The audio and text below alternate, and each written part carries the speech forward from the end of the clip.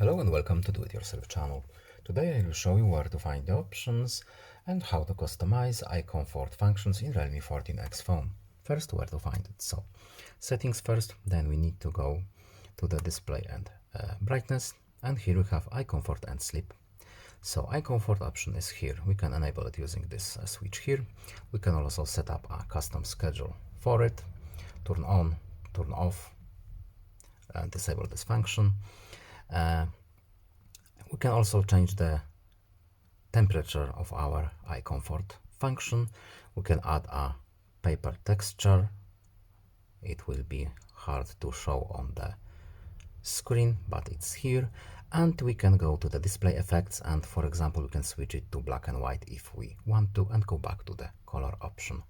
And we can also tap to resets to go to the defaults and then turn it off. And that's all.